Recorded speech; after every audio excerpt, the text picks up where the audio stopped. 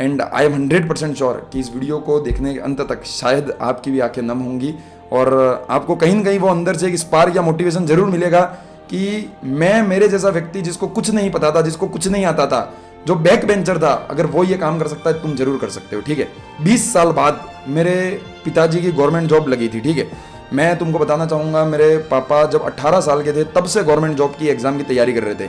38 years के जब वो हुए तब उनको गवर्नमेंट जॉब मिली और वो हारे नहीं, उन्होंने हार नहीं मानी, उन्होंने लगातार प्रयास किए। 20 साल तक कोई व्यक्ति अगर फेल होता है फिर भी प्रयास करे तो शायद उससे बड़ा मोटिवेशन कोई नहीं हो सकता है, और वो मेरे लिए सबसे बड़े मोटिवेशन थे। नीट से एक रात पहले की बात है, अगले दिन मेरा एग्जाम था और मैंने पापा को एक ही बात पूछी थी कि पापा अगर इस बार सिलेक्शन नहीं हुआ तो क्या। और मैं मतलब ये जानता हूँ कि घर पे मेरे पापा इतनी प्रे कर रहे थे, वो भगवान को बहुत मानते हैं, इतनी प्रे कर रहे थे। मेरे मम्मी बाहर इतनी धूप में खड़े खड़े बस एक चीज़ की प्रे कर रहे थे कि आज भगवान मेरे बेटे का सिलेक्शन करवा देना, आज दोबारा हम उसको हारा हुआ नहीं देख सकते हैं। Hello everyone, once again welcome back to my YouTube channel. I am Sudhanshu, currently 3rd year MBBS student at government medical college and 2023 में मैंने नीट और जेईई दोनों ही एग्जाम को बहुत बेहतरीन रैंक के साथ क्रैक किया है। ये लाइन है शायद आप बहुत लंबे समय से मेरे चैनल पर सुन रहे होंगे, पर ये लाइनें कहना मेरे लिए इतना आसान नहीं था कि मैं अभी 3rd ईयर MBBS कर रहा हूँ, मैंने नीट को भी क्रैक किया, जेईई को भी क्रैक किया, क्योंकि वो बंदा यार जो एक गवर्नमेंट स्कूल से पढ़ा हुआ है, जो हिंदी मीडियम से था, जिसकी फैमिली की कंडीशन ऐसी नहीं थी कि लाखों रुपए कोचिंग में खर्च किए जा सके, और वहाँ कोई ये बताने वाला भी नहीं था कि नीट एग्जाम होता क्या, क्योंकि मेरे गाँव में मेरे से पहले किसी ने इस एग्ज़ाम को क्रैक नहीं कर रखा था। वहाँ से इस एग्ज़ाम को क्रैक करना और यहाँ तक पहुँचना आसान तो नहीं था, और मैं ये मानता हूँ कि यार हर सक्सेस की अपनी कोई ना कोई स्टोरी जरूर होती है। तो वही कहानी, वही स्टोरी आज आपको सुनाने वाला हूँ मैं, कि कैसे बिल्कुल जीरो से, जहाँ मैं ये तक नहीं जानता था 11th एंड तक कि नीट होता क्या है, वहाँ से इस एग्ज़ाम को क्रैक किया। और ये स्टोरी सुनाना क्यों ज़रूरी है? ये इसलिए ज़रूरी है क्योंकि 2023 में जब मैंने नीट को क्रैक किया, उससे पहले 2022 में और 2021 में मैं फेल भी हुआ था। बहुत रोया था, बहुत डिप्रेशन में था और ऐसा लगा था शायद मैं सब कुछ हार चुका हूँ, क्योंकि मेरे पेरेंट्स ने मेरे से ज़्यादा मेहनत की थी उन सालों में मुझे उस एग्ज़ाम में सेलेक्ट करवाने के लिए, बट मैं वो रिजल्ट नहीं ला पाया था। और तब ऐसा लगने लगा था कि शायद मेरे से बड़ा फेलियर कोई नहीं है। आज तुम में से कई सारे ऐसे लोग होंगे जिन्होंने इस साल नीट का एग्ज़ाम दिया होगा, उनका सिलेक्शन नहीं हो रहा होगा और उनको कहीं ना कहीं अंदर से बुरा भी लग रहा होगा कि शायद हमने मेहनत कम की, कुछ लोगों ने मेहनत की फिर भी रिजल्ट नहीं मिल पाया, पेपर कुछ ऐसा अनएक्सपेक्टेड सा आ गया, 2 बार पेपर हो गया। उन्हीं के लिए कहानी ये वीडियो में बना रहा हूँ एंड आई एम 100% श्योर कि इस वीडियो को देखने के अंत तक शायद आपकी भी आंखें नम होंगी और आपको कहीं ना कहीं वो अंदर से एक स्पार्क या मोटिवेशन जरूर मिलेगा कि मैं मेरे जैसा व्यक्ति जिसको कुछ नहीं पता था, जिसको कुछ नहीं आता था, जो बैक बेंचर था, अगर वो ये काम कर सकता है तुम जरूर कर सकते हो। ठीक है, बिना किसी देरी के हम वीडियो को शुरू करते हैं और शुरुआत से मैं आपको बताता हूँ क्लास 10 से लेकर यहाँ तक का MBBS तक का पूरा सफर। ठीक है, क्लास 10th में ठीक ठाक से परसेंट अपने बन गए थे, 89 के अराउंड परसेंट बने थे। क्लास 10th के पहले, मतलब आधी क्लास 10th हुई उससे पहले तक मेरा पढ़ाई में जीरो इंटरेस्ट था। बैक बेंचर, गांव का सबसे बदमाश लड़का, स्कूल का सबसे बदमाश लड़का, जिसको हर टाइप की मस्ती करनी है, पढ़ाई बिल्कुल नहीं करनी है, उस प्रवृत्ति का व्यक्ति था मैं। दिन भर खेल कूद, किसी से लड़ाई कर लो, ये सब काम मेरे प्राइमरी थे, पढ़ना मेरी डिक्शनरी में था ही नहीं। अचानक से 10th एंड तक ये समझ में आने लगा यार कि पढ़ाई जरूरी है। और ये क्यों समझ में आने लगा? क्योंकि जब मैं 10th में इंटरव्यू हुआ था उस टाइम पर 20 साल बाद मेरे पिताजी की गवर्नमेंट जॉब लगी थी। ठीक है, मैं तुमको बताना चाहूँगा, मेरे पापा जब 18 साल के थे तब से गवर्नमेंट जॉब की एग्जाम की तैयारी कर रहे थे। 38 ईयर्स के जब वो हुए तब उनको गवर्नमेंट जॉब मिली और वो हारे नहीं, उन्होंने हार नहीं मानी, उन्होंने लगातार प्रयास किए। 20 साल तक कोई व्यक्ति अगर फेल होता है फिर भी प्रयास करे तो शायद उससे बड़ा मोटिवेशन कोई नहीं हो सकता है, और वो मेरे लिए सबसे बड़े मोटिवेशन थे। और वो सबसे बड़े मोटिवेशन इसलिए बने मेरे लिए क्योंकि जब तक उनका किसी गवर्नमेंट एग्जाम में सिलेक्शन नहीं हुआ था, शायद गांव में हमें या उनको कोई पूछता तक नहीं था। ठीक है, और कोई उनसे ये कहता भी नहीं था कि क्या चल रहा है तेरे जीवन में, और जैसे ही सिलेक्शन हुआ सब कुछ अचानक से चेंज हो गया। तो तब मुझे वहाँ इस पॉइंट पर ये बात समझ में आई कि पढ़ाई सब कुछ है भाई। अगर तुम पढ़ रहे हो, अगर तुम्हारा नॉलेज बहुत अच्छा है, तुम अगर सक्सेसफुल हो जाओगे तो हर व्यक्ति तुम्हारी इज्जत करेगा, वरना कुत्ता भी तुम्हारे सामने आकर नहीं भौंकेगा। ये बात समझ में आ गई थी, और जब ये बात समझी तो फिर अपन ने भी निर्णय ले लिया कि कुछ अलग करना है, कुछ बड़ा करना है जो किसी ने ना किया हो। हमारे गांव में नॉर्मली ये ट्रेंड रहता है कि आप 12th क्लास को पास करो। STC और BEd राजस्थान में बहुत फेमस कोर्स है जहां से आप ग्रेजुएशन करो और आप गवर्नमेंट एग्जाम की तैयारी कीजिए, आप कोई भी गवर्नमेंट एम्प्लॉय बन जाइए या फिर आप टीचर बन जाइए। ये सबसे नॉर्मल ट्रेंड है और पूरी भेड़ चाल वहीं चल रही थी। बट अपने दिमाग में तब कहीं ये सुनने को आया था कि नीट जैसा कोई एग्जाम होता है जिसको क्रैक कर डॉक्टर बना जा सकता है। गाँव में ये मान्यता थी, ये माना जाता था कि डॉक्टर बनने के लिए बहुत पैसा चाहिए। अपन तो लोअर मिडिल क्लास फैमिली से थे, जहाँ 5-10 हज़ार में पिताजी प्राइवेट स्कूल में नौकरी कर रहे थे, तभी सरकारी नौकरी लगी थी और इतना पैसा नहीं था कि खर्च कर डॉक्टर बनाया जा सके। बट तब 11th जब मेरा एंड ही हो रहा था और मुझे ये समझ में आया कि ऑनलाइन वीडियोस मैंने देखी और ये पता पड़ा कि अगर आप नीट एग्जाम को क्रैक कर लेते हैं और गवर्नमेंट मेडिकल कॉलेज में चले जाते हैं तो वहाँ इतना खर्चा नहीं लगता। तो 11th एंड तक कोरोना लग चुका था और मैंने कुछ ऐसी वीडियो देखी और तब ये डिसाइड कर लिया कि यार अपन भी ये करके देखते हैं। कुछ नहीं हुआ तो नीट लेवल की तैयारी करेंगे तो एटलीस्ट टीचर का एग्जाम तो निकाल ही लेंगे, ये दिमाग में चल रहा था। क्योंकि टीचर के एग्जाम में भी वही फिजिक्स केमिस्ट्री बायोलॉजी आनी थी, जनरल नॉलेज जीके का एक सब्जेक्ट और आना था, वो बाद में पढ़ लूंगा ये सोचा था मैंने। तो मैंने ये सोचा था घर बैठे बैठे कोरोना में सब लोग अपना समय बर्बाद कर रहे हैं, अपन इस टाइम को यूज़ करते हैं। मैंने सोचा कि कुछ तो तैयारी करें। तो वहाँ से नीट एग्जाम की तैयारी का दिमाग में विचार आया कि चलिए भाई नीट एग्जाम की तैयारी शुरू करते हैं। अब मैं था गवर्नमेंट स्कूल से जहाँ हिंदी मीडियम में पूरी पढ़ाई होती थी और कोई ये बताने वाला भी नहीं था कि नीट एग्जाम की तैयारी की कैसे जाती है। तो अपन को लगता था कि क्लास 11 और 12 की फिजिक्स केमिस्ट्री बायोलॉजी तो पढ़नी है। तब हमारे वहाँ चलता था राजस्थान बोर्ड की अलग बुक्स और अलग किताबें। तो अपन वो किताबों को खोलकर बैठ गए और क्लास 11 और 12 की सारी किताबें पूरी की पूरी पढ़ डाली, पूरे फिजिक्स के सवाल कर लिए, सब कुछ कर लिया। तो कहीं ना कहीं ये था कि 12th बोर्ड की तो तैयारी हो ही गई है। कुछ वीडियोस देखता था मैं अलग सर के, उस टाइम पर वो पढ़ाते थे, कुछ एनवी सर के देखता था, कहीं से मिल जाते थे। तो इस तरीके से मिक्स सब चीज़ें चल रही थी। फिर आता है 12th शुरू होने का सफ़र। तब पहली बार एक कोई कोचिंग थी जिसने हिंदी मीडियम में कोई कोर्स लॉन्च किया था, मैं नाम नहीं लेना चाहूँगा। उसने हिंदी मीडियम में एक कोर्स लॉन्च किया था और 5,000 का वो कोर्स था, ठीक है, 5,000 का वो कोर्स था। और तब मेरे घर पे ऐसी कंडीशन नहीं थी कि मैं पिताजी से ये कह पाऊँ कि मुझे 5,000 रुपये कोई ऑनलाइन कोर्स लेने के लिए दो। तब ये विश्वास भी नहीं करते थे कि ऑनलाइन से पढ़कर कहाँ किसी का सिलेक्शन होगा। तो मेरा एक दोस्त था, हम 2 दोस्त ने मिलकर 2,500 रुपये इकट्ठा कर वो 5,000 का कोर्स लिया था। तब ऐसी कंडीशन थी कि वो 5,000 एक बार में दे पाना पॉसिबल नहीं था। 2,500 रुपये कहीं से जुगाड़े, उस कोर्स को खरीदा और सुबह 4 बजे से लेकर दोपहर में 12-1 बजे तक उस कोर्स को मैं यूज़ करता था, बाद में वो यूज़ करता था, क्योंकि एक टाइम पे एक ही जना लॉगिन कर पाता था। तो इस तरीके से तैयारी शुरू की।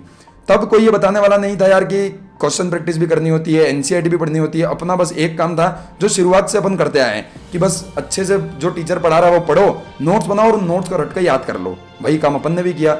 रोज दिन में 6-6, 7-7, 8-8 लेक्चर देख लेता था मैं, डाउनलोड करके नेट हमेशा ऑफ कर लेता था। छोटा सा मोबाइल था 8-10 हज़ार का सैमसंग का, मम्मी का, उसमें ही देखा करता था मैं, ठीक है। पापा तो देते भी नहीं थे कभी मोबाइल, मम्मी के मोबाइल में ये सब चीज़ें करता था और 8-8, 10-10 लेक्चर देखता, कॉपियाँ भर के नोट्स बना रहे हैं, उनको याद करते जा रहे हैं। कभी टेस्ट देना, कभी प्रैक्टिस करना, ये चीज़ अपने दिमाग में थी नहीं। ऐसे करके मैंने सिलेबस 6-7 महीने में पूरा खत्म कर दिया नीट का, 11th और 12th दोनों। और अंदर से ऐसा लगने लग गया भाई कि तू तो इस बार नीट फोड़ेगा, क्योंकि अपन को तो हर चीज़ याद है जो क्लास के नोट्स में लिखवाई गई है। पर गुरु तभी हम ये नहीं जानते थे कि इस एग्जाम को क्रैक करने के लिए आपको मल्टीपल क्वेश्चन प्रैक्टिस करनी होती है, टेस्ट देने होते हैं। क्योंकि कोई बताने वाला नहीं था। मैं बार बार ये बात दोहरा इसलिए रहा हूँ क्योंकि मैं शायद मेरे गाँव का पहला डॉक्टर बनने जा रहा था, और शायद क्या पक्का ही मैं पहला डॉक्टर बनने जा रहा हूँ, क्योंकि मेरे से पहले शायद किसी ने नीट एग्जाम को क्रैक नहीं कर रखा है। तो वहाँ किया, नीट से 5-6 महीने पहले एक टेस्ट सीरीज शुरू हुई वहाँ पे। तो अपन ने बोला कि अब सिलेबस तो हो ही गया, अब टेस्ट देकर देखते हैं। पहला टेस्ट दिया, 198 मार्क्स आए थे 720 में से। और ये तो बात पता थी कि अगर नीट में सिलेक्शन चाहिए तो 600 नंबर तो लाने ही है। मैंने सोचा भाई ये तो बहुत बड़ा घोटाला चल रहा है, जहाँ 2-2 चैप्टर आ रहे हैं केवल, उस पेपर में भी मैं केवल 198 ला पा रहा हूँ, तो मेरी तो हालत बहुत ख़राब है। फिर दिमाग खराब रहा, 4-5 दिन यूट्यूब पे ढूंढा, कुछ लोगों की वीडियोस देखी, तब ये समझ में आया कि ऐसे चैप्टर खत्म नहीं होता। आपको चैप्टर को अच्छे से कंप्लीट करने के लिए उसके लेक्चर, उसके नोट्स सब याद कर आपको मल्टीपल प्रैक्टिस करनी होती है। तो तब प्रैक्टिस करना शुरू किया। और शुरुआत में फिजिक्स समझ में तो आती थी, बट सवाल करने जाओ तब नहीं बनते थे, जो आज तुम्हारे साथ हो रहा है। तो फिर भी मेरा मैथमेटिक्स में इंटरेस्ट था, तो मैं लगा रहता था, मैं कोशिश करता था कि मैं उनको बना लूँ। कोशिश की 198 से फिर अगले टेस्ट में 250 आए, फिर 300 आए, फिर 350 आए, इस तरीके से मार्क्स बढ़ाता गया। नीट का 1 महीना बचाता था, फुल सिलेबस टेस्ट शुरू हो चुके थे, और तब तक मैं सभी चैप्टर के एटलीस्ट पीवाईक्यू और कुछ क्वेश्चन मैं कर चुका था, और कुछ आइडिया मुझे लग चुका था कि किस टाइप के क्वेश्चन को कैसे सॉल्व किया जाता है। और 450, 500, 550 450 से 550 के बीच में नंबर भी आ रहे थे।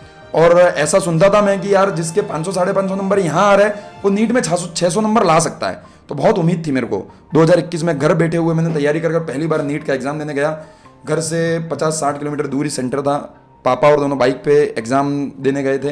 पापा बाहर खड़े खड़े बस वो वेट कर रहे थे कि ये शायद कब एग्जाम देकर आएगा और कब इसका सिलेक्शन हो, क्योंकि उनको मेरे पे बहुत भरोसा था, क्योंकि मैंने बहुत मेहनत की थी। शायद उन्होंने मेरे को इतना पढ़ते हुए अपने जीवन में कभी नहीं देखा था, और शायद उन्होंने भी 20 साल तैयारी की, पर वो खुद मेरे को ये कहते थे कि इतनी पढ़ाई करते हुए मैंने किसी व्यक्ति को कभी नहीं देखा। ठीक है, तो मैं गया उस एग्ज़ाम को देने, और अंदर गया, पेपर जैसे ही हाथ में आया, 2021 की बात है। बायोलॉजी बहुत आसान थी, सब सवाल मेरे से बनने लगे। अंदर से कॉन्फिडेंस भी आ गया कि अब तो बाहर शायद डॉक्टर बन के निकलेंगे। केमिस्ट्री भी ठीक ठाक गई, केमिस्ट्री भी बनने लगी। पर जब नंबर फिजिक्स का आया गुरु, फिजिक्स का पेपर 2021 में ऐसा था जिसने मेरा दिमाग खराब कर दिया। कुछ नहीं बन रहा था, कोई सवाल नहीं बन रहा था मेरे से। फिर भी टूटे फूटे कुछ सवाल करके आया, 50-60 नंबर बाहर आ रहे थे। बाहर आते ही पापा ने पूछा कैसा गया एग्जाम, तो तब तो मैं कुछ कह नहीं पाया। मैंने बोला ट्रैफिक है, यहाँ से निकलते घर जाके देखते हैं। घर गए, नंबर गिने, 480 के आसपास नंबर आ रहे थे। तो ये समझ में आया कि नहीं हो पाएगा इस साल सिलेक्शन। बहुत उदास था मैं, बहुत दुखी था, 1-2 दिन तक खाना नहीं खाया, रोया भी सही, बहुत कुछ किया, क्योंकि बहुत मेहनत की थी। बुरा लगता है आपको जब आप सुबह 4 बजे से लेकर रात को 10 बजे तक एक टेबल पर बैठ कर मेहनत कर रहे हो, जहां आपको आपके मम्मी पापा इतने आपके पीछे लगे हुए हैं, जो उसी टेबल पर आपको खाना पानी सब दे रहे हो, और आप दिन रात मेहनत कर रहे हो 1 साल तक लगातार, फिर भी सिलेक्शन नहीं होता है तो बुरा लगता है। और क्यों नहीं हुआ सिलेक्शन?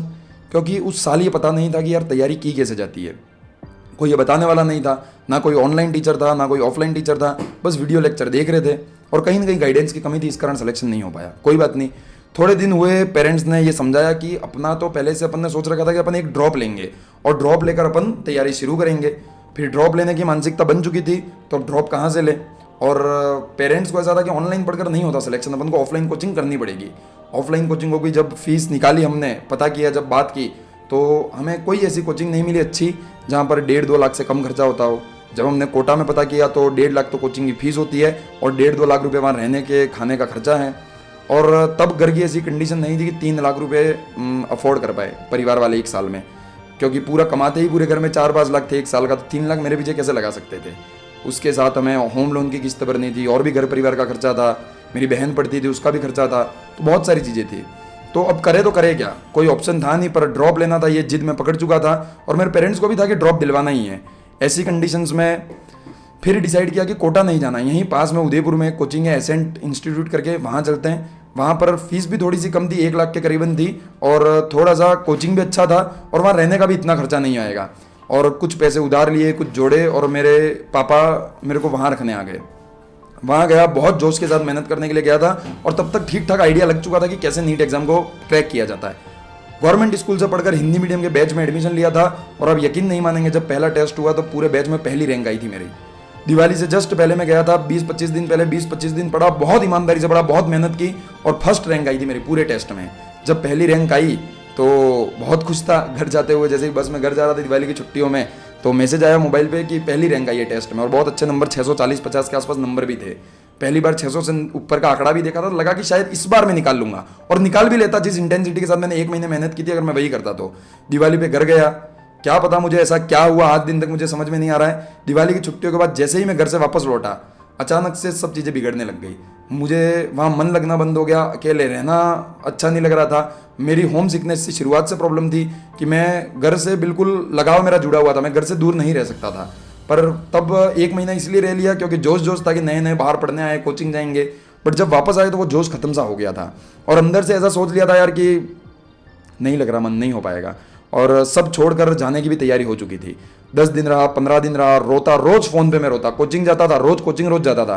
कोचिंग से आकर रोज फोन पे मम्मी को फोन लगाकर, पापा को फोन लगाकर रोता कि मैं यहाँ नहीं सर्वाइव कर पाऊंगा, मुझे आप घर बुला लीजिए, मैं भी गवर्नमेंट एग्जाम की तैयारी कर उस एग्जाम को दे दूंगा, या घर बैठकर नीट की तैयारी कर लूंगा। इनफैक्ट लैब असिस्टेंट नाम का एक एग्जाम होता है, जिसकी वैकेंसी भी मैंने देख ली थी, सीट्स भी देख ली थी, सिलेबस भी देख लिया था, पूरी मानसिकता भी बना ली थी कि अब मुझे लैब असिस्टेंट की तैयारी करनी है। वहाँ से मानसिकता बनाकर मैं अपना सामान लेकर निकलने वाला था घर। तब हमारे कोचिंग के एक सर मुझे मिलते हैं, और उन सर ने मुझे समझाया, मतलब वहीं मेरे रूम के जस्ट पास ही कोचिंग थी, तो मैं शाम को निकलने की तैयारी ही कर रहा था, तब वो मिले। और 1-2 दिन ही उन्होंने हमारे वहाँ क्लास ली थी, और उन्होंने मेरे को बुलाया कि यार तू बहुत अच्छा पढ़ने वाला बच्चा है, क्या हो गया, तू ऐसे क्यों कर रहा है। तब मैंने उनको पूरी कंडीशन समझाई।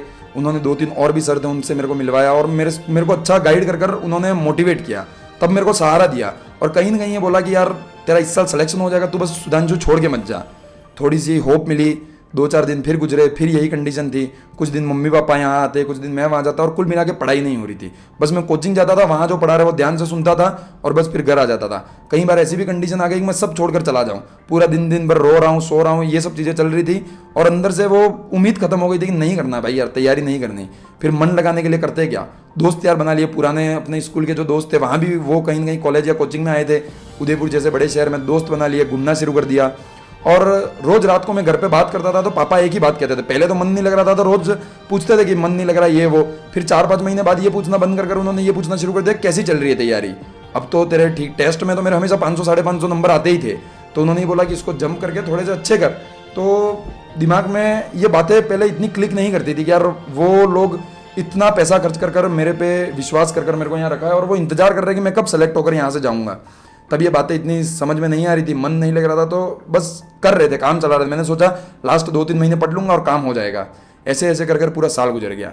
जनवरी की बात है, जनवरी 2022 में ऐसे ही रात को मेरे घर वालों से बात हो रही थी। मैंने रोते हुए मेरे मम्मी और पापा को एक बात कही कि नहीं हो पा रही मुझसे पढ़ाई, यहाँ बस मैं कोचिंग जाता हूँ और वापस आता हूँ, और तब जनवरी फरवरी तक सिलेबस भी पूरा होने वाला था कोचिंग का।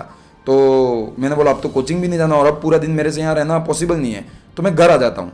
तो मम्मी पापा ने बोला घर बिल्कुल नहीं आना, अगर तू घर आ गया तो बिल्कुल नहीं पड़ेगा, हमको पता है। तब पापा ने अपने स्कूल से छुट्टियाँ ली और पापा मेरे पास आ गए। अब जब वो मेरे पास आए तो मेरे को लगा कि चलो ठीक है पढ़ेंगे, अब पापा यहाँ हैं तो मन लग ही जाएगा। तो पढ़ना शुरू किया, और उस तपती गर्मी में 10 बाय 10 का रूम था।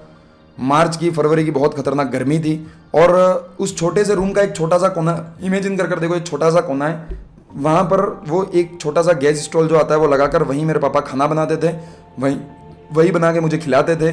और छोटा सा वहीं वॉशरूम भी था, वहीं वो मेरे कपड़े धोते थे, मेरा सब कुछ काम करते थे। और मुझे उनको देखकर अंदर ही अंदर ये रिग्रेट होने लगा कि सुधांशु तूने पूरा साल बर्बाद कर दिया। इन लोगों ने तेरे लिए इतने पैसे जोड़े, तेरे लिए इतनी मेहनत की और यहाँ भेजा और तू नहीं कर पाया। फिर मेरे अंदर वो रिग्रेट आना शुरू हो गया, और जब वो रिग्रेट आना शुरू हुआ तो मैं चाह कर भी फिर उन चीज़ों से बाहर नहीं निकल पाया। मुझे अंदर ही अंदर ये लगने लग गया कि यार मेरे पिताजी मेरे से ज़्यादा मेहनत कर रहे हैं, और उनकी मेहनत को देखकर मुझे ये लग रहा था कि अब शायद मैं कुछ कर पाऊँ। तो मैंने कुछ दिनों में कुछ समझाया अपने आप को, और वापस मैंने अच्छे से पढ़ना शुरू किया। 2 महीने बहुत मेहनत की, सुबह 4 बजे उठता था, उठते ही लाइब्रेरी चला जाता था, रात भर तक मैं लाइब्रेरी रहता था, और बस सोने रूम पे आता था और खाना खाने रूम पे आता था। बहुत मेहनत की, मैं भी मेहनत कर रहा था, मेरे पापा भी मेहनत कर रहे थे। 2-3 महीने उन्होंने बिल्कुल घर छोड़कर यहाँ अकेले रहे, सुनसान शहर में, जहाँ उन्हें कोई नहीं जानता, बस एक रूम में बैठे रहते थे ताकि मेरा मन लगा रहे। ये सेक्रीफाइसेस मेरे लिए बहुत बढ़ गए थे। वहाँ मेरी मम्मी अकेले रहते थे कि मम्मी को ऐसा था कि अब अकेले वहाँ उनको भी रहना ही है, तो वो वहाँ अकेले रह रहे थे। मैं पूरा संघर्ष देख रहा था, पर मेरे हाथ में कुछ नहीं था। जब मेहनत करना शुरू भी की तो फिर वो ऐसा था कि अब पछताए क्या फायदा जब चिड़िया चुग गई खेत। तब ये समझ में आ गई तो पूरे साल भर अपन ने मेहनत की नहीं है, और आखिरी 2 महीने में कितना करेंगे। फिर भी कोशिश की, बहुत कोशिश की, और टेस्ट में 560 570 नंबर आ जाते थे, 600 से ज़्यादा नंबर नहीं आते थे। और कुछ गलतियाँ की उस समय, ये कि जब नए नए एग्जाम नई कोचिंग में गए तो कोचिंग के नोट्स बहुत अच्छे लगते थे, नोट्स ही नोट्स पढ़ते थे, एनसीईआरटी कभी पढ़ते नहीं थे। फिजिक्स तब मेरे को अच्छी लगने लग गई थी, फिजिक्स पढ़ता था मैं दिन भर। बायोलॉजी को इग्नोर करता था कि बायोलॉजी तो आसान सब्जेक्ट है, क्या हो जाएगा।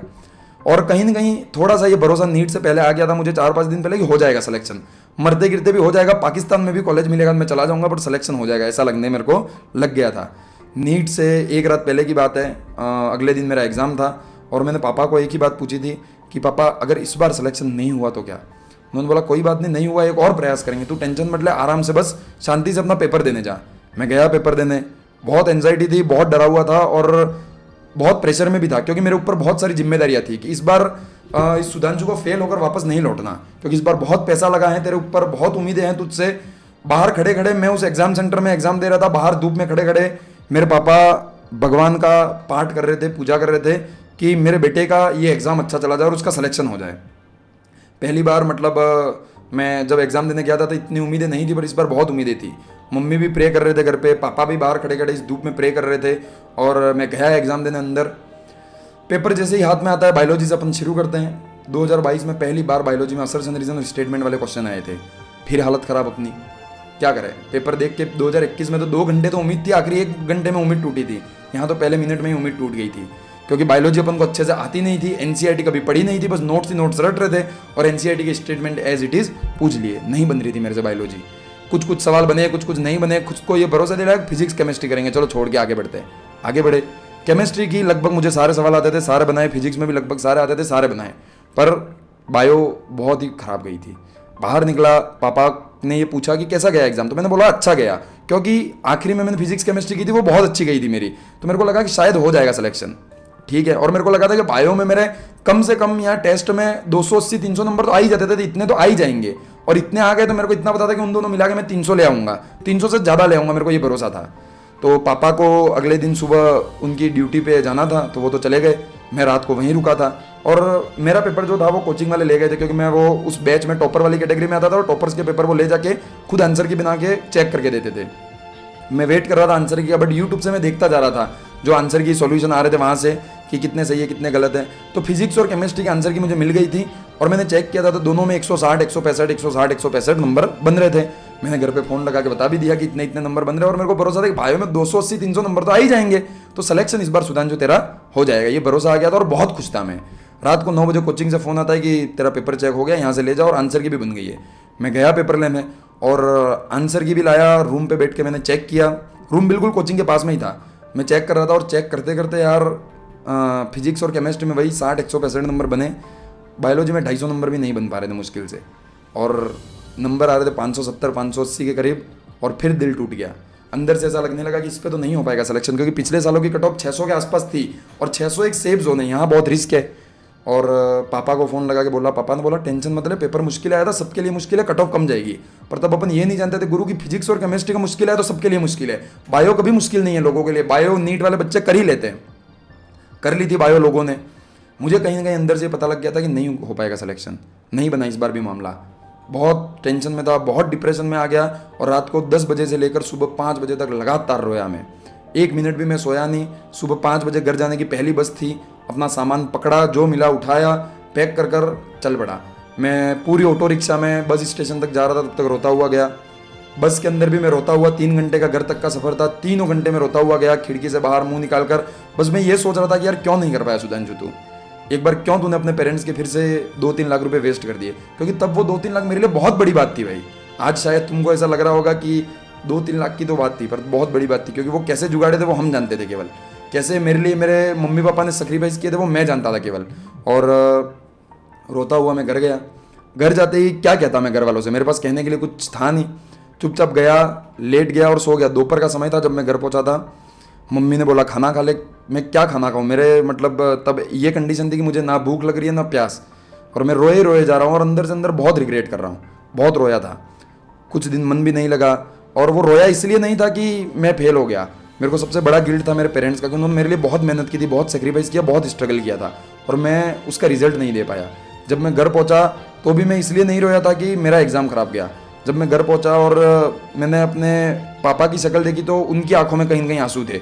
मेरा उतरा हुआ चेहरा देखकर उनकी आंखों में ऐसे आंसू थे, और उन्होंने एक बार फिर ये फील किया था कि 20 साल से जो मैं हारता हुआ आ रहा हूँ, एक बार फिर मैं आज हार गया। और मैं नहीं चाहता था कि वो एक बार दोबारा ये इस फीलिंग को कभी फील कर पाए, और उनके दिमाग में ये जो चीज़ें चल रही थी वो मैं अच्छे से जानता था, और इसी कारण मैं बहुत रोया था। मुझे अंदर से बहुत बुरा भी लगा था, पर क्या करें, ऑप्शन कुछ था नहीं। कोई बात नहीं, 10 दिन गुजरे, 15 दिन गुजरे, और मन बना लिया था कि अब नहीं हो पाएगा अपने से नीट। और अंदर से अंदर एक ये भी आवाज़ आ रही थी कि कैसे नहीं होगा, सुधांशु ने आज दिन तक जो बात ठानी वो कैसे नहीं हुई है, पूरी तो होके रहेगी, कैसे नहीं होगी, ये बात ठान ली थी। पर एक बार दोबारा घर वालों को कैसे कहूँ कि फिर एक बार खर्चा करके मुझे कोचिंग भेजो, और ऑनलाइन घर बैठ के मेरे से कुछ होने वाला नहीं था। फिर भी मैंने कहीं से जुगाड़ कर छुप छुप कर PW का ऑनलाइन बैच खरीद लिया था। मैं झूठ किसी का नहीं बोलूँगा, मैंने जहाँ से पढ़ा मैं हर चीज़ बताऊँगा। PW का ऑनलाइन बैच खरीद लिया था, जहाँ MR सर फिजिक्स पढ़ाते थे, तरुण सर MD सर बायोलॉजी पढ़ाते थे, इनऑर्गेनिक शायद मोहित सर पढ़ाते थे, ऑर्गेनिक पंकज सर पढ़ाते थे, अलग सर के भी लेक्चर्स तब अवेलेबल थे। तो घर बैठ कर ही छुपके मैंने तैयारी वापस शुरू कर दी थी 10-15 दिन बाद, क्योंकि अब घर वालों से तो ये कह नहीं सकता था एक बार दोबारा मुझे ऑफलाइन कोचिंग रखो। और इसी बीच ये सब चीज़ें चल रही थी, और फिर मेरी कोचिंग से कुछ समय बाद कॉल आता है और ये कहते हैं कि क्या हुआ सुधांशु, दोबारा तैयारी करने क्यों नहीं आ रहा है। तब मैंने उनसे बताया कि अब इतना सब फाइनेंशियल हम नहीं कर पाएंगे और मैं वापस तैयारी नहीं कर पाऊँगा।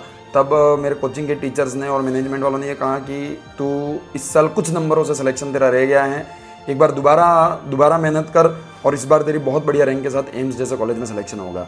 अब फ़ीस की बात थी तो फीस का भी उन्होंने ये कहा कि हम सब कुछ देख लेंगे, तू आ जा बस एक बार यूँ।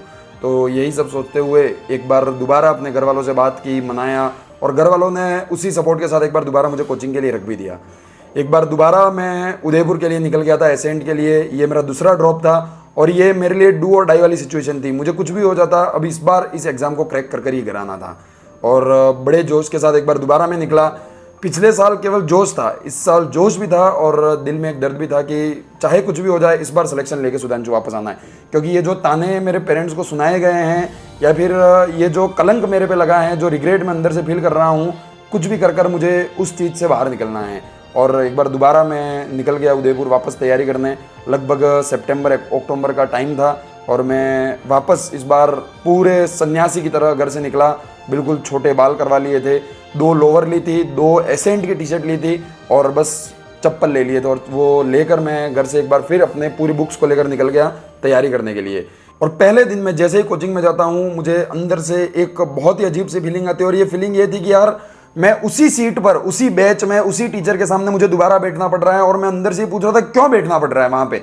और मैं यही अंदर ही अंदर रिग्रेट किया जा रहा था, और अंदर ही अंदर बहुत बुरा लग रहा था मुझे कि इसी सीट पर आज मुझे क्यों वापस बैठना पड़ रहा है। बट उस दिन ये ठान लिया था कि चाहे कुछ भी हो जाए, इस साल इतनी मेहनत करूंगा कि इस सीट पर दोबारा वापस नहीं बैठूंगा। और अगले साल वो गवर्नमेंट मेडिकल कॉलेज की किसी एलटी में या फिर एम्स के किसी मेडिकल कॉलेज के एलटी में बैठा रहूंगा, ये सोचकर दोबारा मैं एक बार फिर बैठ गया और तैयारी शुरू कर दी। और बहुत मेहनत कर रहा था। मेरे दिमाग में बस एक चीज थी कि किसी भी हालत में मुझे 700 से ज्यादा नंबर लाने हैं और एम्स में जाना है। बस ये दो चीजें मेरे दिमाग में चल रही थी और दोबारा मेहनत करना शुरू किया। और इस बार भाई साहब जो मेहनत की, बहुत खतरनाक मेहनत। मैं कोचिंग जाता, 1:30 बजे तक मेरी कोचिंग होती। कोचिंग खत्म होते ही मैं सीधा वहां से जो भी खाना खाया, नहीं खाया, कुछ नाश्ता कर लिया, मैं सीधा पहुंच जाता था लाइब्रेरी।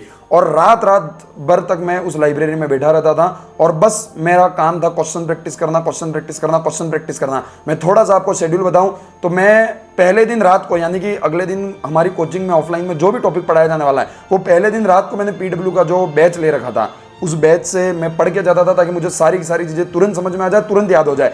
2 टीचर के आने के बीच हमारी कोचिंग में जो 15 मिनट का गैप होता था, उस 15 मिनट में भी मैं ये कोशिश करता था कि पहले जो टीचर पढ़ा के गया तुरंत के तुरंत याद कर ले भाई, ताकि इस थ्योरी के लिए मुझे अलग से टाइम नहीं बिगाड़ना पड़े रूम पे। और इस तरीके से मैं करता गया। और जैसे ही क्लास खत्म होती थी मैं सीधा क्वेश्चन प्रैक्टिस करता था और दिन में 6-6, 7-7 घंटे बस मैं क्वेश्चन प्रैक्टिस करता था। और क्वेश्चन प्रैक्टिस के अंदर चाहे आप हमारी कोचिंग एसेंट का मॉड्यूल देख लो, एलन का मॉड्यूल ले लो, आकाश का मॉड्यूल ले लो, जीसीआई का मॉड्यूल ले लो, या फिर कोई भी बुक ले लो, DC Pandey, HC Verma, VK Jaiswal हो, या फिर जेई के पीवाईक्यू हो, एम्स के पीवाईक्यू हो, नीट के पीवाईक्यू हो, मैंने ये सोच लिया था कि मैं वो हर चीज करके जाऊंगा। नीट या एनटीए इस बार तुझे जो पूछना है पूछ ले। तूने फिजिक्स टप पूछ के देख ली, तूने बायोलॉजी में असर्शन रीजनिंग स्टेटमेंट वाले क्वेश्चन दे के देख लिए। इस बार मैं इस तरह की तैयारी करके जाऊंगा कि इस बार मेरा सिलेक्शन कोई रोक नहीं पाएगा। और मैंने सबसे पहले अपनी गलतियों को आइडेंटिफाई किया कि मैं कहां अटका, क्यों मेरा सिलेक्शन हुआ। और उसमें सबसे बड़ी गलती थी एनसीईआरटी को इग्नोर करना। और फिर मैंने अपने सेकंड ड्रॉप ईयर में यही काम किया कि मैंने उस एनसीईआरटी पे फोकस करना शुरू कर दिया। मैं हिंदी मीडियम से था, हिंदी मीडियम की एनसीईआरटी जो थी बायोलॉजी की, वो बहुत ही जटिल प्रकार की थी। मतलब उसमें कई सारी मिस्टेक भी थी, कई चीजें समझ में भी नहीं आती थी। तो फिर हमारा बायोलॉजी के टीचर ने मुझे ये कहा कि भाई तू हिंदी और इंग्लिश दोनों में एनसीईआरटी पढ़। तो मैं बायोलॉजी की पूरी एनसीईआरटी हिंदी इंग्लिश दोनों में पढ़ता था। जो चैप्टर क्लास में पढ़ाया जा रहा है, चाहे एनसीईआरटी में मुझे टॉपिक में उस क्लास में केवल 4-5 पेज पढ़ाए गए हो, बट मैं फर्स्ट पेज से लेकर लास्ट पेज तक उस चैप्टर की पूरी एनसीईआरटी पढ़ता था। और इस तरीके से जब तक चैप्टर खत्म हो रहा है, 10 से 15 दिन उस चैप्टर को खत्म होने लगते थे, मैं 10 से 15 बार बायोलॉजी की एनसीईआरटी पढ़ चुका होता था। और मुझे एक लाइन बायोलॉजी की एनसीईआरटी की याद होती थी। और इस प्रकार की तैयारी थी कि एनसीईआरटी की एक लाइन तुम बोलो, अगली लाइन मैं बोलूंगा। इस प्रकार की तैयारी मैंने कर ली थी। और मैंने ये सोच लिया था कि चाहे इस बार कुछ भी हो जाए, सिलेक्शन तो लेकर वापस आना। और पागलों की तरह मेहनत की। कई दिन ऐसे भी गए जहां मुझे रात रात भर नींद नहीं आई, मैं रोया भी सही कि कैसे होगा सिलेक्शन, पर मेहनत मैं कर रहा था, बहुत मेहनत कर रहा था। और कहीं ना कहीं मुझे उसका रिजल्ट भी दिख रहा था। रिजल्ट कैसे दिख रहा था? हमारी कोचिंग के जो पहले 7 टेस्ट हुए थे, उन 7 टेस्ट में मेरी पहली रैंक थी और सब में 680 से ज्यादा मेरे नंबर थे। और वो चीजें कहीं ना कहीं मुझे अंदर से कॉन्फिडेंस दे रही थी, क्योंकि मैं कोई चीज छोड़ ही नहीं रहा था। कोई ऐसी चीज नहीं थी जो मैंने सॉल्व ना की हो, कोई ऐसा मॉड्यूल या कोई ऐसी टाइप का क्वेश्चन ना होगा जो मैंने सॉल्व ना किया हो। और हर संडे को या फिर वीक में 2-2 टेस्ट भी मैंने दिए हैं, हमारी कोचिंग के नहीं, किसी और कोचिंग के, बट मैं देता था, मैं प्रैक्टिस करता था, क्योंकि मैं एक बात समझ चुका था कि सिलेक्शन 2 ही चीजों से होगा। एनसीईआरटी पूरी याद होनी चाहिए और क्वेश्चन प्रैक्टिस इतनी होनी चाहिए कि इससे बाहर कुछ ना पूछा जाए। फिर आखिर के कुछ समय में मुझे ये पता लगा कि जितना जल्दी मैं अपना सिलेबस करूंगा उतना अच्छे से मैं रिवाइज कर पाऊंगा। फिर आखिरी के समय में मैंने ये भी किया कि हमारे कोचिंग में 2 बैच चलते थे, एक सुबह और एक शाम को। हिंदी मीडियम के 2 बैच चलते थे, तो मैं सुबह भी कोचिंग जाता, शाम को भी कोचिंग जाता। आज लोग कहते हैं कि रेस्ट करना जरूरी है, 6-6, 7-7 घंटे सोना जरूरी है, बिना सोए आप कुछ नहीं कर पाओगे। ऐसा बिल्कुल नहीं है। जब भूत आपके ऊपर सवार हो, पागलपन आपके ऊपर सवार हो, तब कोई चीज आपको नहीं दिखती है, ना खाना ना सोना, बस आपके दिमाग में एक चीज घूम रही होती है। और मेरे दिमाग में भी यही चीज घूम रही थी कि जो उम्मीदें मेरे पेरेंट्स मेरे से लगा के बैठे हैं, वो सब चीजें मुझे पूरी करनी है। मेरे पेरेंट्स को जो मेरे कारण ताने सुनने को मिले हैं, मेरी मम्मी हमेशा मुझे फोन करती थी, बोलती थी कि बेटा आज तेरे बारे में ये बोल रहा था, आज इसने ये बोला। मैं हमेशा एक ही बात कहता था कि बस कुछ दिन और रुक जाओ, जिस दिन रिजल्ट आएगा इस दिन इन सबको जवाब मिलेगा। और यही सब सोचकर मैं तैयारी कर रहा था। और आखिरी का जो समय था, वहाँ मैं सुबह 7 बजे से लेकर शाम को 7 बजे तक दोनों टाइम भी कोचिंग जाता था। उसके बाद भी शाम को 7 बजे आकर खाना वाना खाकर मैं पूरे रात भर मैं क्वेश्चन प्रैक्टिस करता था। 4-5 घंटे सोकर सर्वाइव कर लेता था। और ना मुझे कोई हेडेक होता था, ना सर दर्द होता था, ना कोई थकान लगती थी, क्योंकि वो पागलपन मेरे ऊपर सवाल था। आजकल के जब आप नीट की प्रिपरेशन करने वाले बच्चे ये बात सुनेंगे तो कई लोग मुझे कमेंट बॉक्स में ट्रोल करेंगे कि कैसी बातें कर रहे हो, ऐसा पॉसिबल नहीं है। जब वो पागलपन का भूत सवार हो, वो लड़का जिसने अपने पेरेंट्स को अपने कारण रोते हुए देखा हो, अपने कारण ताने सुनते हुए देखे हो, वो व्यक्ति कोई चीज़ नहीं देखता कि उसने कितना खाना खाया, कितना सोया, बस उसके दिमाग में एक चीज़ चल रही थी कि मुझे अब इस सब चीज़ों का जवाब देना है। फाइनली वो दिन आता है जिस दिन 7 मई 2023, जिस दिन इन सभी संघर्ष की पूर्णाहुति होने वाली थी। नीट का एग्ज़ाम मेरे सामने था। डर अंदर से जरूर था कि क्या होगा क्या नहीं होगा, और कॉन्फिडेंस मेरा थोड़ा सा गिर गया था क्योंकि आखिरी के कुछ टेस्ट थे, मेरे टेस्ट में 680 के आसपास नंबर आ रहे थे। बट आखिर में मैंने कुछ दिनों में क्या कर दिया कि कुछ स्टार बैच के, एसआरजी बैच के टेस्ट को लगाना शुरू कर दिया। वहाँ मेरे 630-40 नंबर आने लग गए। तो मैं अंदर से डरा हुआ भी था कि कहीं कुछ नंबर कम होगा तो क्या होगा। और वो डर इतना बढ़ चुका था कि मैं जहाँ पूरे साल भर एम्स का सोच रहा था, वहाँ बस मैं ये सोचने लग गया था कि भाई बस सिलेक्शन हो जाए, कैसे भी करके गवर्नमेंट मेडिकल कॉलेज की सीट मिल जाए। और मैं आपको भी यही कहूँगा, कॉलेज कौन सा मिलेगा, एम्स मिलेगा या नहीं मिलेगा, आपकी रैंक कौन सी आएगी, ये सब आपके लक पे डिपेंड है कि वो 3 घंटे कैसे रहेंगे। बट सिलेक्शन आपकी मेहनत पर डिपेंड है। मैं ये कहूंगा, आप मेहनत कर सिलेक्शन जितने नंबर आराम से ला सकते हो। अगर आपका लक अच्छा हुआ तो आपका टॉप रैंक आएगी, और लक अच्छा नहीं हुआ तो आपका एटलीस्ट सिलेक्शन तो हो ही जाएगा। और मेरा उस दिन शायद लक सही नहीं था। मैंने इतनी मेहनत की, मेरे आप देखोगे एलन, आकाश, एसेंट का कोई भी टेस्ट 2023 के आपको डाटा उठा के मिले तो देख लेना, टॉप 10 के अंदर मेरा नाम आपको 110% मिलेगा। ठीक है, आप कोई भी टेस्ट सीरीज उठा के देख लेना, टॉप 10 में आपको मेरा नाम मिलेगा ही मिलेगा। हर टेस्ट में 680-700 से ज्यादा नंबर भी मिलेंगे ही मिलेंगे। बट वो दिन मेरा खराब था। कैसे, मैं आपको आगे समझाता हूँ। मैं फाइनली डर के साथ, इस बार मम्मी एग्जाम दिलवाने आए थे, तो मैं, मम्मी और मामा आए थे साथ में एग्जाम दिलवाने। मैं गया एग्जाम देने। एग्जाम हॉल में बैठते ही मुझे अंदर से अजीब सा डर लगने लग गया था, और अंदर ही अंदर एक कॉन्फिडेंस भी आ रहा था कि सुधांशु भाई इस बार तो सिलेक्शन होने वाला है, बस 3 घंटे तू अपनी सफलता से दूर है। क्योंकि अंदर ये कॉन्फिडेंस इसलिए आ रहा था क्योंकि इस बार कोई ऐसी चीज नहीं थी जो मैंने छोड़ी हो। मैं हर चीज करके गया था और वही चीज मुझे कॉन्फिडेंस दे रही थी। और मैं आपको भी यही कहता हूं, जब आप अपना 100% देके जाते हो, कोई डर, कोई एंजाइटी आपको हरा नहीं सकती, क्योंकि आपके अंदर ही अंदर वो कॉन्फिडेंस आने लगेगा कि भाई मैंने अपनी पूरी मेहनत की है, और मैंने जो मेहनत की है उसका फल और परिणाम मुझे जरूर जरूर जरूर मिलेगा। बस यही बात सोचकर मैं भी एग्जाम सेंटर में बैठा। पेपर मेरे हाथ में आया, और इस बार हालत ऐसी नहीं थी पिछले सालों जैसी कि क्या आ जाएगा, क्या कर लूंगा। इस बार पूरा कॉन्फिडेंस था कि जो भी आए मैं कर लूंगा, और जो मुझे नहीं आता वो किसी को नहीं आता। इस कॉन्फिडेंस के साथ बैठा मैं पेपर देने। जैसे ही पेपर मेरा हाथ में आता है, मैंने पेपर को 10 मिनट में देखा। एक सिंगल सवाल मुझे ऐसा नहीं दिखा हो जो मुझे पैनिक सिचुएशन में डाल दे, या फिर मुझे ऐसा लगने लग जाए कि भाई ये तो मैंने कभी पढ़ा ही नहीं है। वो हर सवाल जितने भी उस पेपर में थे, 200 में से 180 करने थे, 200 के 200 सवाल मुझे एक तरफा आते थे, क्योंकि वो सारे के सारे सवाल मैंने प्रैक्टिस कर रहे थे। लास्ट 1-1.5 महीने मैंने 100 से ज्यादा मॉक टेस्ट दे रखे थे। उन सभी में जो सवाल थे वही वहां देखने को मिले थे। कुछ सवाल ऐसे भी देखने को मिले जो मैंने उन टेस्टों में गलती की थी, बट यहां मुझे देखने को मिल गए, तो मुझे लगा अब तो मैं सही कर दूंगा। और मैं बहुत रफ्तार के साथ उस पेपर को करना शुरू किया। 20 से 25 मिनट में मैंने बायोलॉजी कर दी, और अंदर ही अंदर मुझे ऐसा डर लगने लगा कहीं तो सिली मिस्टेक ना कर दे, क्योंकि काम मैंने टेस्ट में कर चुका था। मैं खुद को अंदर से बहुत समझाता रहा कि सुधांशु स्लो स्लो, पर सुधांशु कहाँ रुकने वाला था। वो फ्लो जो सेट हो गया था फास्ट प्रैक्टिस करने का, वही फ्लो चलता रहा, और मैंने 1.5 घंटे के अंदर अंदर पूरा पेपर निपटा दिया। 20-25 मिनट में फिजिक्स, केमिस्ट्री और बायोलॉजी सभी चीजें मैंने 20-20, 25-25 मिनट में निपटा कर 1.5 घंटे के करीब मैंने पूरा पेपर निपटा दिया। मैंने सोचा भाई कि एक बार दोबारा देख लेता हूँ पेपर, पर जैसे ही मैंने दोबारा देखना शुरू किया तो मुझे हर क्वेश्चन का आंसर दूसरा लगने लग गया। मुझे लगा कि अगर चेंज किया आंसर तो शायद मैं सिलेक्शन भी चूक जाऊंगा। मैंने सोचा कि सिली मिस्टेक होगी तो भी 8-10 क्वेश्चन में होगी, और कोई बात नहीं, एटलीस्ट मेरा सिलेक्शन हो जाएगा, 650 के आसपास नंबर आ जाएंगे। यही सोचकर मैंने ओएमआर फिल कर मैं हेड डाउन कर सो गया। एग्जामिनर मुझे आके पूछता है, इन्विजिलेटर आके पूछता है कि क्या हुआ बेटा, तबीयत खराब है। मैंने बोला आज सब कुछ सही होगा, आप कुछ खराब नहीं है। यही कॉन्फिडेंस के साथ मैं सोया। 3 घंटे 20 मिनट पूरे हुए। ये मेरी सबसे बड़ी गलती थी कि मैंने बहुत तेजी से उस पेपर को किया। शायद मैं इस गलती के बारे में डिटेल में और वीडियो में बात करूंगा, बट मैं आपको यही कहूंगा जितना समय आपको मिला है उसको यूज कीजिए। शायद मैं उस समय को यूज करता तो आज मैं किसी एम्स में बैठा होता। ठीक है, तो पेपर खत्म होता है। 200 से 300 मीटर दूर मेरा एग्जाम सेंटर से मेन गेट था, जहां मेरे मम्मी मेरा वेट कर रहे थे। बाहर उस धूप में खड़े खड़े बस ये प्रार्थना कर रहे थे कि बस मेरे बेटे का आज सिलेक्शन हो जाए। और मैं मतलब ये जानता हूँ कि घर पे मेरे पापा इतनी प्रे कर रहे थे, वो भगवान को बहुत मानते हैं, इतनी प्रे कर रहे थे। मेरे मम्मी बाहर इतनी धूप में खड़े खड़े बस एक चीज़ की प्रे कर रहे थे कि आज भगवान मेरे बेटे का सिलेक्शन करवा देना, आज दोबारा हम उसको हरा हुआ नहीं देख सकते हैं। और वो सारी चीज़ें वर्थ इट रही।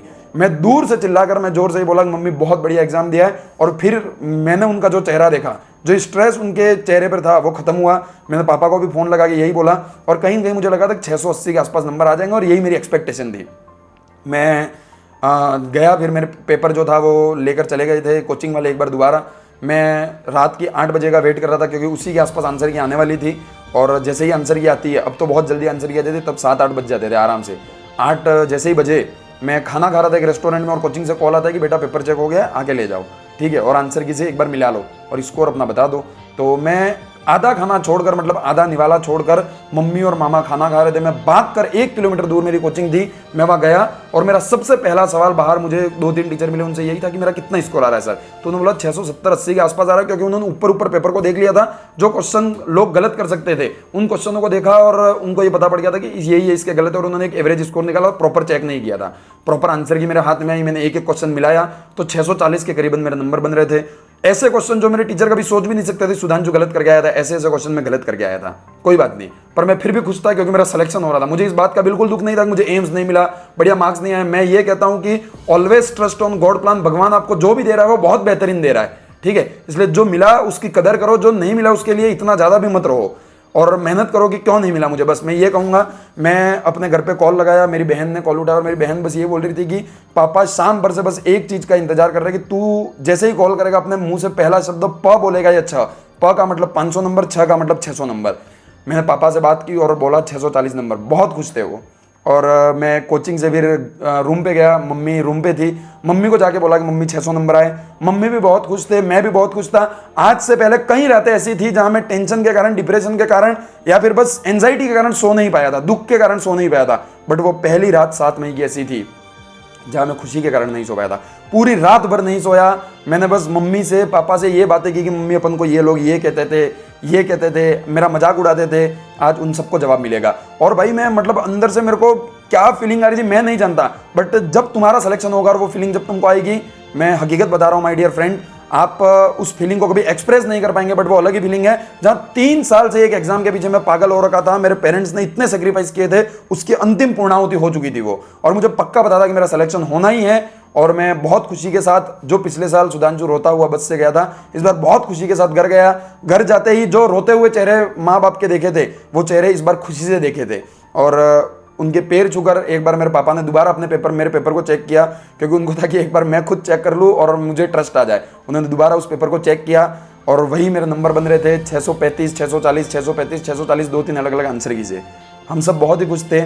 फाइनली रिजल्ट का दिन आता है। रिजल्ट का दिन मेरे लिए इसलिए खास था, मुझे ये बात का एक्साइटमेंट नहीं था कि मेरा सिलेक्शन होगा या नहीं, मुझे पता था सिलेक्शन हो जाएगा। मुझे ना रैंक का कोई एक्साइटमेंट था कि क्या रैंक आई, मुझे बस एक चीज का एक्साइटमेंट था कि अगले दिन हमारी कोचिंग में रिजल्ट सेलिब्रेशन होने वाला है।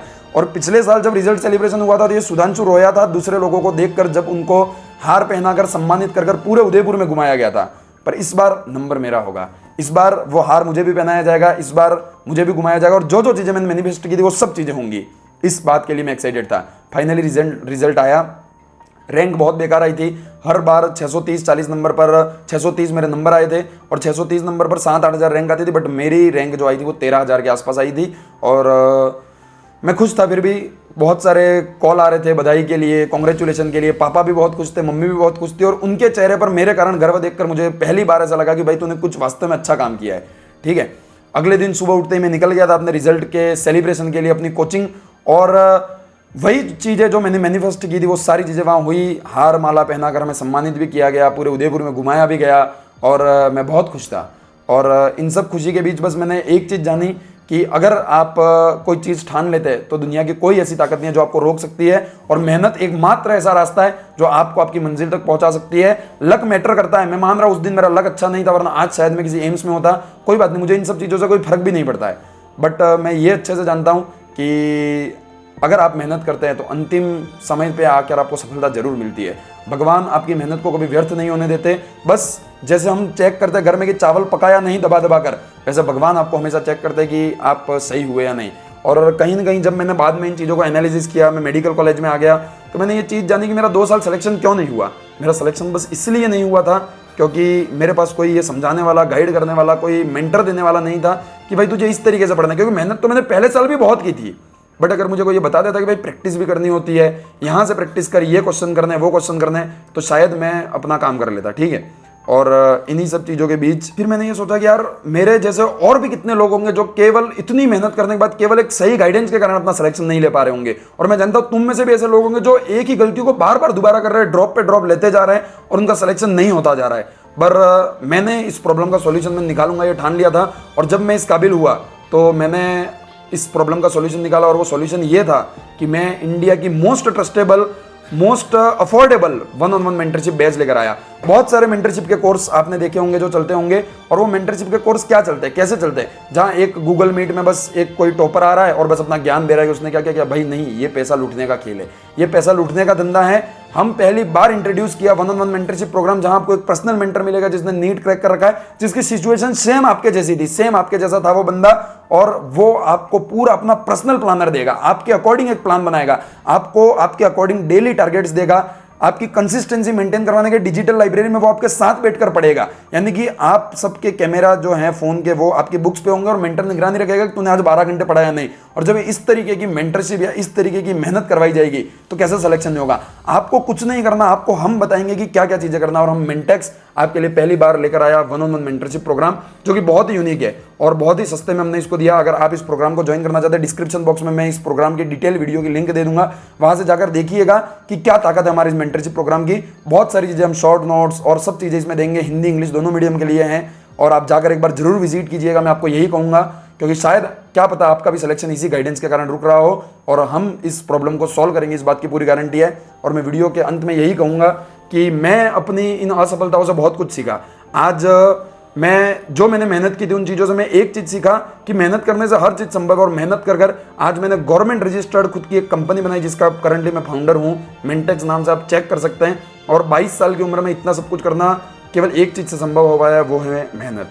बहुत मेहनत मैं आज भी करता हूं और आपको भी मेहनत करना सिखाऊंगा इस चैनल के थ्रू, हमारी मेंटरशिप प्रोग्राम के थ्रू। आप नहीं कर सकते ज्वाइन, कोई बात नहीं, आप इस चैनल के थ्रू जुड़े रहिए। मैं समय पे हर समय पर आकर आपको ये बताऊंगा कि कौन से ऐसे तरीके हैं जहां से आप उस एग्जाम को क्रैक कर सकते हैं, ठीक है।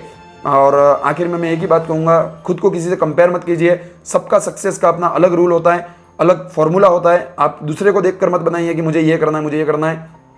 खुद के ऊपर भरोसा रखिए और अपने पेरेंट्स की जो मेहनत है उसे कभी व्यर्थ मत होने दीजिए। बाकी आज की इस वीडियो में इतना ही। Thank you very much, all the very best, and मिलते रहेंगे। और आपको और भी कोई समस्या है, आप मेरी इस स्टोरी से क्या सीखे क्या नहीं मुझे नहीं पता, कमेंट बॉक्स आपके लिए खुला है, आइए वहाँ बताइए कि क्या आपको और भी समस्याएं हैं। आप चाहे तो अप्रिशिएट कर सकते हैं, आपको कुछ गलत लगा हो तो आप बिल्कुल बता सकते हैं, कमेंट बॉक्स आपके लिए बिल्कुल खुला है। Thank you very much, all the very best, bye bye. मैं चाहूँगा कि अगले साल तुम भी इसी तरह अपना सिलेक्शन लेकर सक्सेस की स्टोरी लिखो, और हम साथ मिलकर आज कमेंट बॉक्स में अपने नाम के आगे डॉक्टर लगाकर वादा करके जाना कि अगले साल भैया हम साथ में ये स्टोरी बनाएंगे, एक पॉडकास्ट करेंगे जहां मैं आपकी स्टोरी आपसे जान रहा हूं, ठीक है। Thank you very much, all the very best, bye bye.